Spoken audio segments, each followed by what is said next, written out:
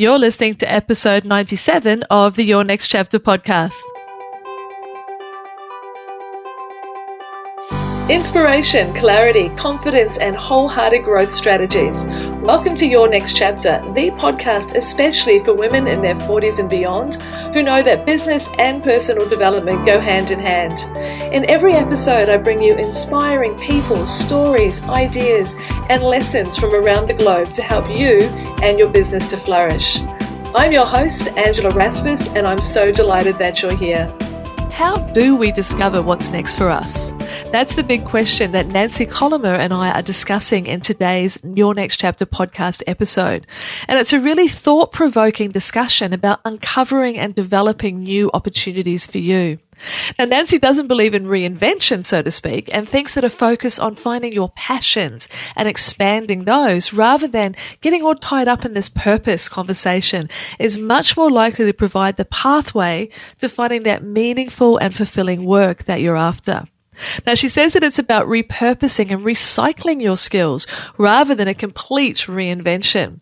And to do that, as you're standing on the edge of making the step into your next chapter or your second act, it's about reflecting on what is it that you love? What are you doing well? And what's meaningful to you now at this stage of your life? And then overlaying that with what is the market asking for? What does it need? That's where you'll find the next step for you. It's really built on the foundations of your lived experience. But the thing is here that analysis is not enough. Self-reflection is really important, absolutely. But that's just the first step. You've got to get out there and explore. You've got to try things. And this is all about progress rather than perfection. And if you've been in my world for a while, you know that I often talk about its evolution rather than revolution. Things change over time, but you can't steer a parked car. You've got to be in action to work out what is it that feels good and is working well so that you can keep going forward. And that's really at the essence of a lot of our discussion today. But there's some other things that are really important. That idea of passion rather than purpose. Well, there's an acronym which Nancy shares with us, which I think is absolute gold. And when you listen further on, you might want to have a pen or paper handy to write down some of these ideas, though they're also on the podcast page as well, where you'll find the show notes. There was another opportunity to look at too. Nancy speaks about the longevity economy. Now, that's because people are living for so much longer, and that is providing lots of new opportunities for businesses. There's some great examples in our chat, and you may find yourself inspired by those as well. So I really hope you enjoy this discussion, that you do start to uncover that next step for you, and let's find out together what unfolds in your next chapter. Let's get started. Hello and welcome back to another episode of the Your Next Chapter podcast.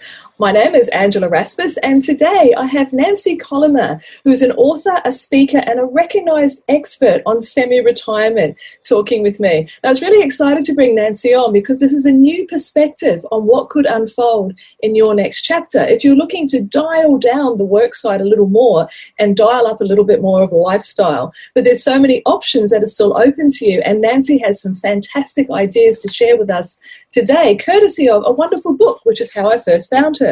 Second Act Careers, which I highly recommend you get a copy of if you're looking for some brainstorming ideas of how to move into your next chapter.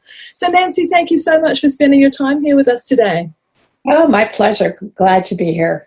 Fantastic. Well, as I love to do on these podcasts is before we start diving into this area and this realm of expertise, it's wonderful to find a little more out about the person behind the book and behind the business. So could you give us some ideas into what were your own previous chapters, or as you may say, your first act? Where did this inspiration come from? Sure. So I fondly refer to back when I was in college, when I was a psychology major. And I used to refer to that as Unemployment 101. And I, quite frankly, for someone who grew up to become a career coach, I didn't have a clue what I wanted to do. And I went through a series of jobs, as many people do. Started out working for AT&T, which was the big phone company here in the United States, and then ultimately ended up in corporate HR. And at the point that I was starting my family. My children are now, one is 31 and will be getting married in 2 months, and one is 28 and getting her MBA right now. But way back when they were little tots, I really thought about how can I work on a flexible basis. Ultimately, ended up going back to school, getting a master's in career development. And for the first 15 years of my practice, my focus was actually working with women who wanted to work on a flexible basis. And I had a website, Jobs and Moms, and did a lot of writing about these issues on the web. And then in 2008, when the financial collapse happened, and suddenly I was surrounded by people who were in their 50s and were saying, my goodness, I think I am going to have to figure out some way to earn some money in retirement, but I don't want to work full time. That was when I shifted into what I do today. And then that led to the book, Second Act Careers, and that brings us to now. To what's happening now, absolutely. So it's interesting to see that the skills, and this happens so often with what I refer to as the next chapter, but they're interchangeable, these two concepts that we're talking about, is that the skills you had in your first chapter, in the first part of life, then get repositioned and rejigged so that you can bring them into the second part. And looking through the different fabulous blog posts and other interviews and things that you've done, that's one of the pieces that you very much encourage people to do, is do it almost like a bit of an inventory as to what are the skills I've had in the first part of my life and what can I do with them in the second. So imagine that someone's sitting there going, well, really, what can I move forward with? My skills aren't that up to date, etc. Because I find that sometimes we can be a little bit hard on ourselves in terms of what we are or possibly capable of. So how do you encourage someone to take a positive audit, an audit that really does recognize those skills and bring them out of that, well, I'm really not sure what I could do phase? Yeah, you're absolutely right. And the first step in this process, and I really like to refer to it more as it's a process of repurposing and recycling your skills. As opposed to reinvention. I think, I do a lot of writing online, and of course the word reinvention is very popular, and I'm as guilty as anyone of overusing that term. But, what I've learned from experience is that most people don't really completely reinvent.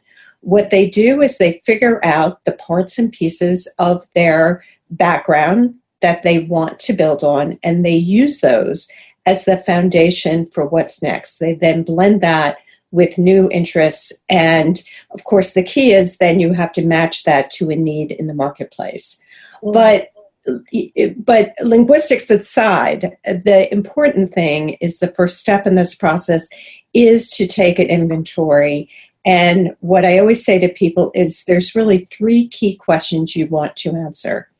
First, what is it that you really love to do? Second, what do you do well? And third, what do you find most meaningful at this point in your life? And it's really the intersection of those 3 factors with the needs in the marketplace.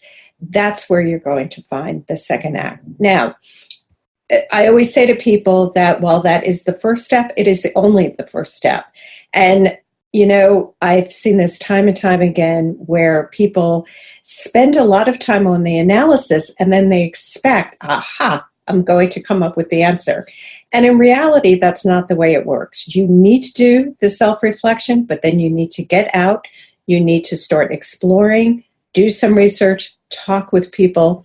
And that's when the magic happens. That's when you hear about opportunities, when you discover new possibilities, when you have that random conversation with someone who says, I just heard that so-and-so is looking for someone.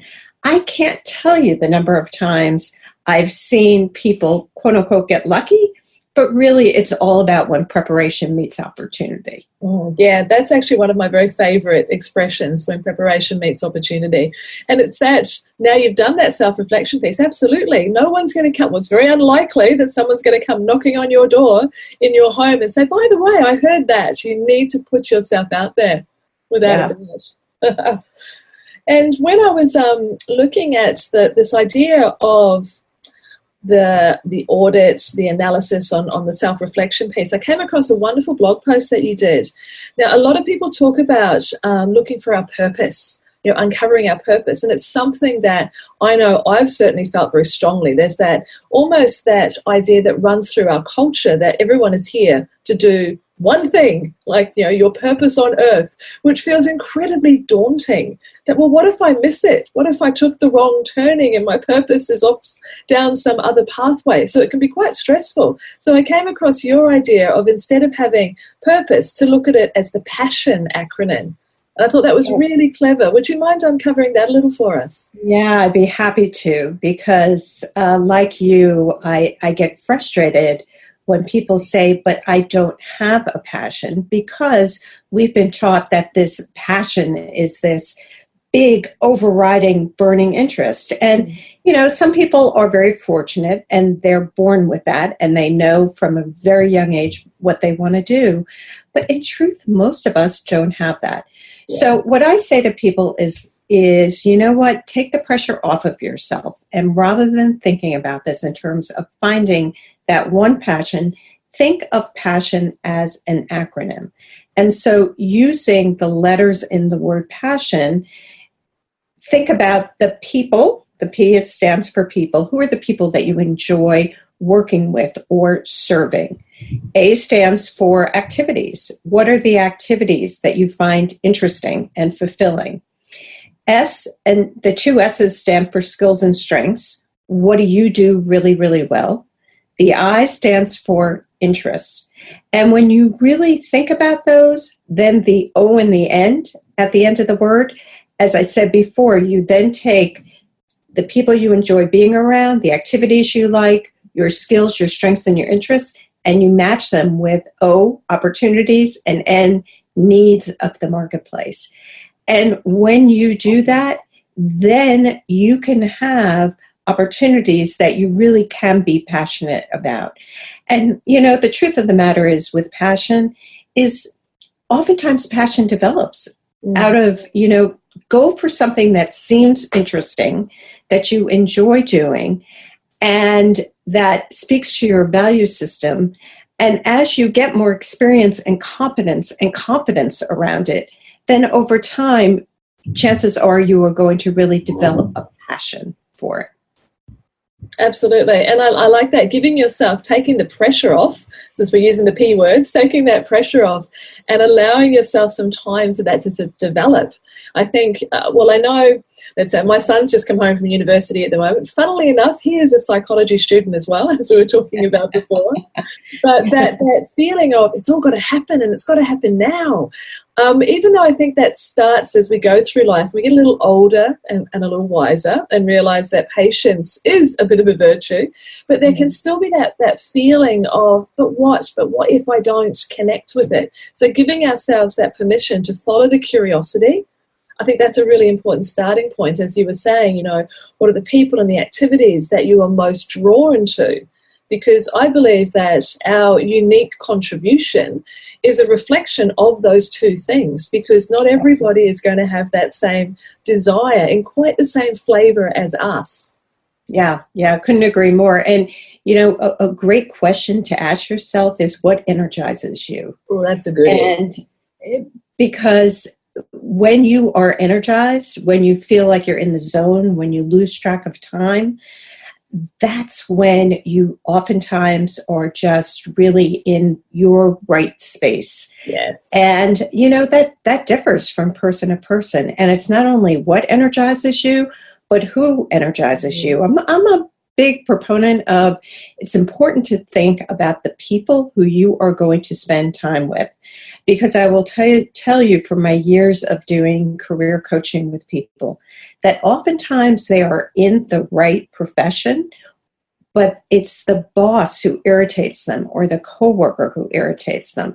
And so it's the people who surround them that are causing them to really not like their job. And when we have an opportunity to meet and they get to step back and really look at it through a different lens, oftentimes they realize that. And so the issue is, it's not the what of what they're doing, it's the who. It's the who. That's good advice, and you flip it into the entrepreneurial world as well. So if you've got your own business, that's very much around the who is what I call your most aligned client. Because Absolutely. there's no doubt that certain people that you work with, you're excited. You look at your diary and go, oh my goodness, I get to talk to X and Y today. And sometimes you look and go, oh my goodness, I have to talk to. So when you've got that difference in energy between the I get to versus to I have to, I think that's one of the measuring sticks that I have when I'm speaking with my own clients. Yeah, most definitely. So when you're thinking about the options that are available, let's say that we've done a little bit of that, the acronym, and we've had a look, we've done some self-assessment, we've done some self-reflection, we're now starting to put the feelers out there. Talk to me about some of the ideas that came up when you were writing the book about the options that are available, especially one thing that I found very interesting in one of your posts was the concept of the longevity economy that is emerging as an opportunity as well when we're looking at what we may dive into and delve into in our next chapters. Talk to us about that. That was interesting. Yeah. So I did just write about that, about career opportunities in the longevity economy, serving people who are over 50. And that's a perfect example of seeing a need in the marketplace that might be a good fit for you. And what's interesting about that space is clearly there will be a need for things like caretakers as the world population ages. But, that's not a terribly appealing opportunity for most people. In this article, what I did was I highlighted other opportunities serving people that are older that were really fun and interesting. One of my favorite interviews that I did for that story was I interviewed a woman who was a physical therapist by training. And one of the things that her experience taught her was that a lot of people came to see her as a result of falls. And she said, with the right training, a lot of these falls would be preventable. And so she has now developed an entire exercise studio around teaching people better balance techniques. And I thought that was brilliant and so she gears it for people who are 50 and over. She's a big proponent of the time to do this is before you fall and before you really start to have the problems with balance. And she loves it because she's older herself, and she gets an opportunity to spend time, again, speaking to the who, with a population that she really enjoys being around. And clearly, this is a population that is going to need more services like that. So I think it's just a great example of, she used to be a general physical therapist. Yeah. Now she has specialized, and it's in a demographic that shows a lot of opportunities, what they call the silver tsunami. Oh, I haven't heard that one before, the silver tsunami. Silver tsunami, yeah. That's a great perspective. And that's an excellent example of being aware. So we need to open our awareness. And it's almost the concept of the reticular activating system. When you start to think and be aware of possibilities for what might be your next act, then you start to notice things. You're looking at them from different angles, and more opportunities and possibilities pop up that you need to have a look at and discuss. That's a great example. Right. I actually spoke about this in one of my newsletters a wee while ago. There's a yoga studio just down the road from me, and a woman had taken over a former class, and I really love this woman's approach to yoga. It's just beautiful. But she had really spasmodic attendance at the classes because there's a high degree of competition. Yoga studios are everywhere. They're very... They can be difficult to differentiate you as a business owner, how you can take a different space in the market. But she pivoted and she focuses purely on yoga for over 50s. And it also has a slightly different angle with trauma-aware yoga. So she doesn't come around and correct your posture or things like that.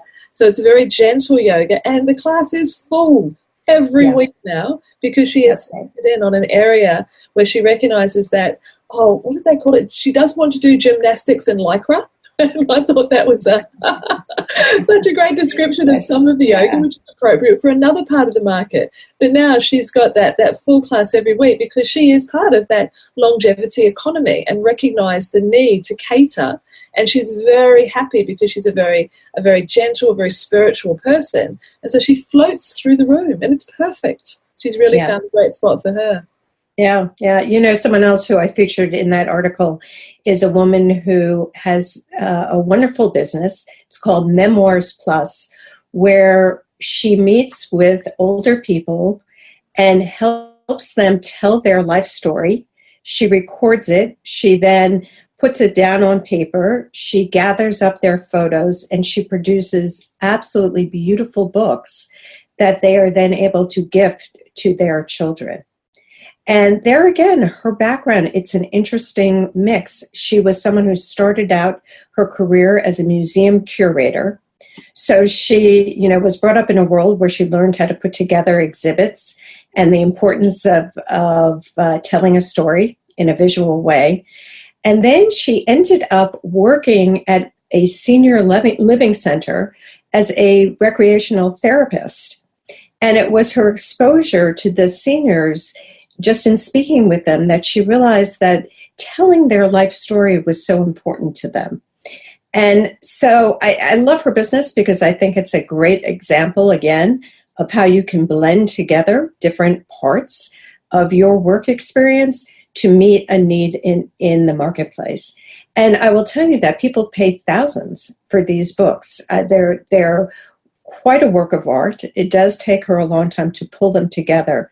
But for the families, there is no greater gift. Mm. And when people, she says that when people see the finished product, they burst into tears. So it's a tremendously fulfilling venture for her. And it also is something that, as she grows, it is proving to be somewhat lucrative. That's gorgeous. It's such a lovely blend of those skills. What I'm also hearing here in the examples that you've used and other ones that I've seen of yours is that we're talking niche markets here. If we're thinking of moving into your own business as opposed to part-time work or professions, and that niche concept. Are you familiar with Seth Godin, the American writer? So I have a virtual book club is one of the things that I do within my business, and bringing women together to talk about books. I'm a bit of a book fiend, as you can probably tell from my backdrop as well. And one of the things that Seth Godin talks about is the importance of focusing on your smallest viable market. Okay, and I think sometimes in the entrepreneurial space in particular, there is almost this need, this push to bigger is better, go bigger, go stronger, go harder type thing. And I have no problems with the concept of someone who wants to have a world-reaching business, but it can be quite daunting. And I believe it's one of the things that can make people feel less than when they are creating a new venture, especially when we're moving into this next chapter, the second act. And so that concept that you're talking about is very much being aware, with a big dose of love as well, by the sounds of it, of where are the small opportunities where you can nurture a niche, and you'll often find that they are the most profitable. When you've got that very deep connection with your audience. Right. And I think because of the internet, when you have a niche audience, you have the ability through social media to really target what used to be impossible to do. Yes. So if what you're trying to target are people who own dachshunds, you can do it. In the old days, you would have had to have a massive marketing budget to reach those people. Now through social media, it becomes much easier. If you want to see wonderful examples of this, there's a great site, I don't know if you're familiar with it, called Side Hustle School. It's run by Chris Guillebeau, he's written several books, and it's a podcast. And every day, Chris interviews somebody else who has an interesting side business. Now, some of these side businesses have actually turned into very big businesses over time. But he has literally hundreds of examples of people who have found a tiny little niche that they can go after. I was thinking about this just actually. I mentioned that my daughter's about to get married, and we ordered the invitations through someone who she found on Instagram. It's a woman who's an artist. She lives in the Midwest of the United States. She said, I live in a town where nobody would ever buy these invitations, but you know what? It doesn't matter. thanks to something like Instagram, she's able to upload photos of her beautiful artwork. She does custom paintings. We didn't quite go that route, but she does custom paintings of, let's say you're going to get married at a beautiful mansion overlooking the water. She will hand paint that for you. Oh, wow. And she has a thriving business going. And so I really do think the internet has completely revolutionized the way that people can create these niche businesses. That's such a good point. I mean, my background before kids came along, my children are Charlotte and Cameron, so I say BCC in that part of my life. I was in media and in advertising, and literally the newspapers that I was working for before I went to the local papers, if you wanted to reach the dash-hound owners or the people who are after a custom wedding invitation, a full-page ad in that newspaper was the only option that you had. Occasionally there was things called split runs, where you might be able to split the distribution and choose an ad that only appeared in half. But as a general rule, massive advertising budgets were needed to be able to own that space. And yes, now, with the beauty of the internet, it can have some negative things, but it's got lots of positive ones, of that ability to drill down and reach just the people who are your most aligned clients is just a gift.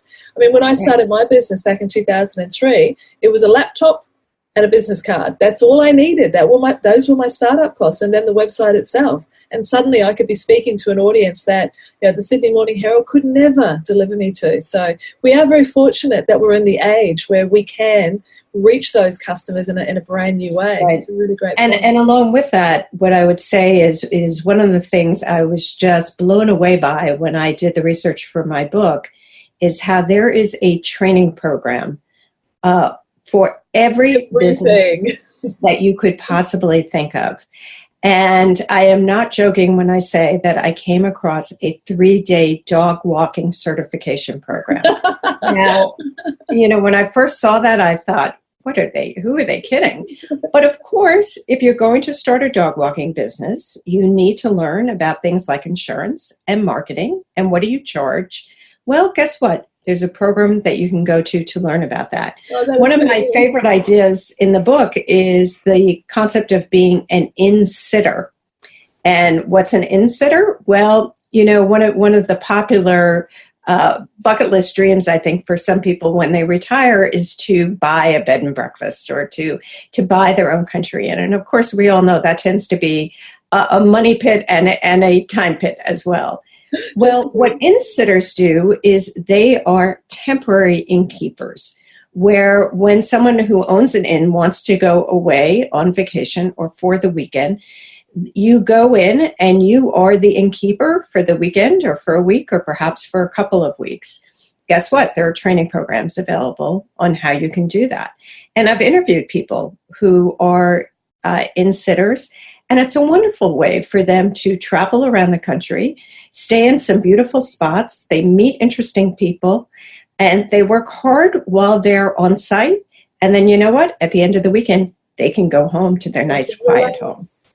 That reminds me of a story that I saw about, it was in England, where you could be, they have this bookshop that's in this remote part of England, and you can go and take care of the bookshop for a month, and you live above it.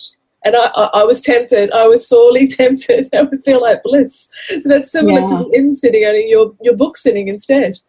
Right. And so, that's another great thing in today's world is you really can, whether it's a formal training program, whether it's taking an online course or a certification course, or whether it's just sitting in on some free webinars that lots of entrepreneurs offer, you can learn so many skills. You can learn about all sorts of different types of business possibilities, and you really can dip your toe into the waters very slowly and carefully until you build up a comfort level and decide, yes, I'd like to invest more. So lots of good things going on.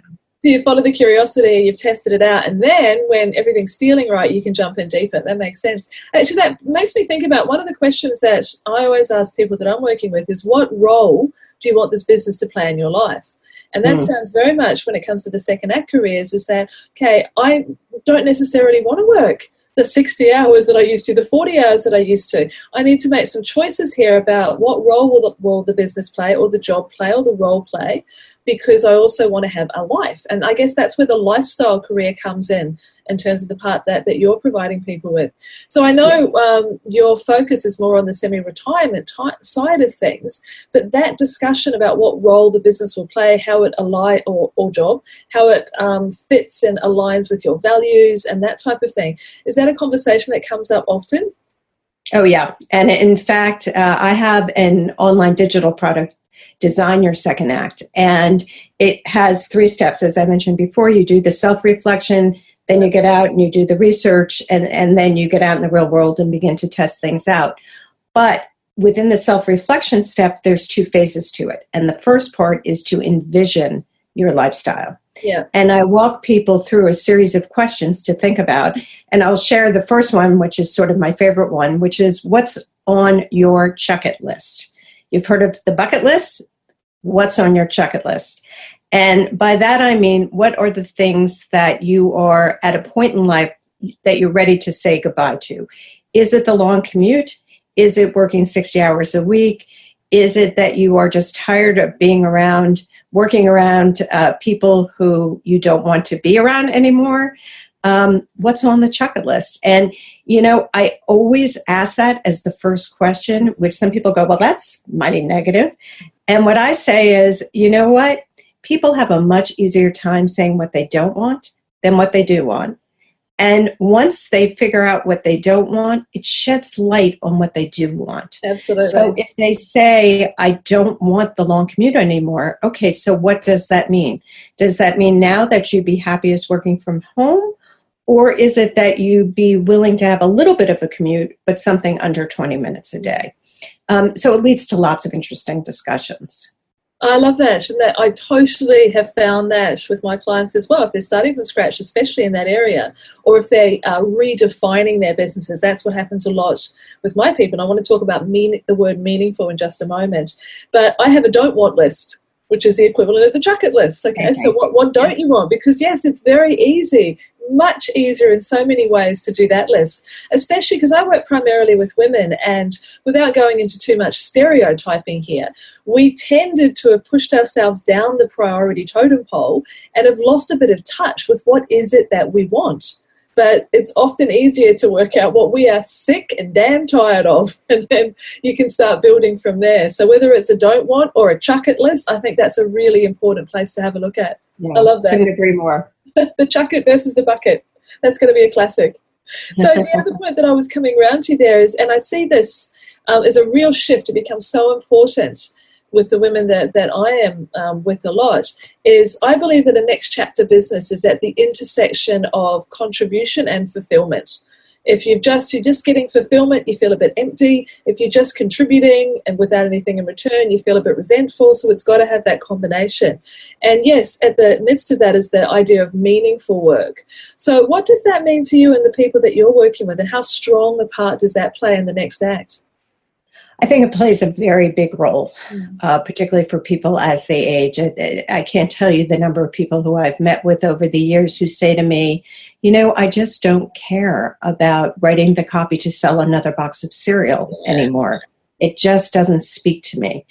And I recently read something by Dan Pink, and in there he talked about purpose with a capital P and purpose with a small p. And this concept really resonated with me. What he said is purpose with a capital P is when you do things that really have major impact in the world. So it's the person who wants to go work for the nonprofit or who would like to go into cancer research. It's those big type of, life-changing, world-changing types of activities. And of course, those are wonderful. But for a lot of people, that's either not the right path for them, or it's just too big. It's too overwhelming.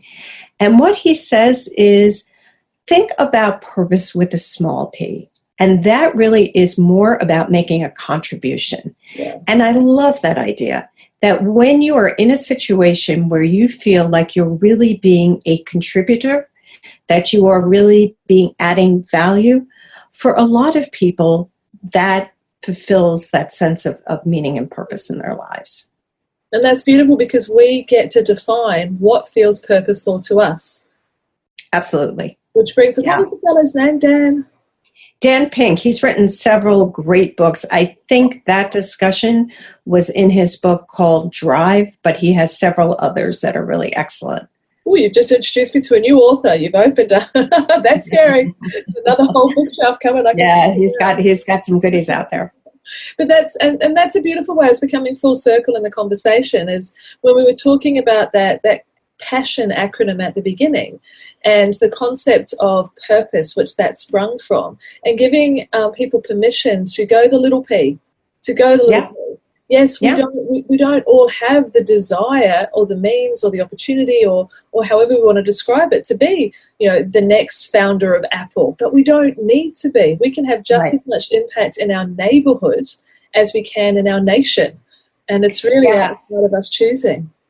I am fond of saying, you don't need to be Mother Teresa to find your purpose.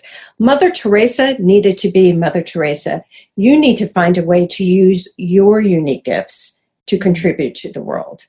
And, there's that saying about, we call them gifts because they're only gifts if you give them to someone else. They need to be open. They need to be shared. And so it's this issue of when you share your gifts in a way that really leverages your skills and your abilities, then you are indeed making a difference in the world. And, I had this discussion with my daughter the other day. She's in the interior design world.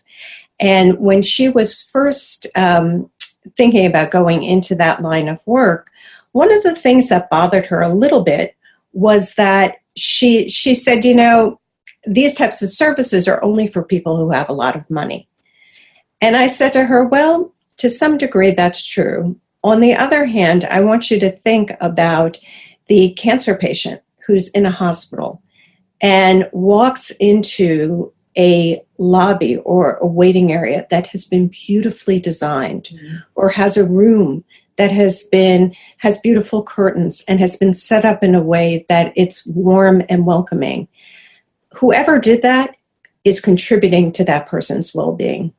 And that's true in so many different lines of work where, again, if you share your gifts well, and it's interesting because indeed she ended up in the interior design world, and she happened to be home this past weekend, and we were talking about the fact, she said to me, Mom, as the manager of the showroom now, I had a really interesting conversation the other day with one of our customer service people who lives down in North Carolina.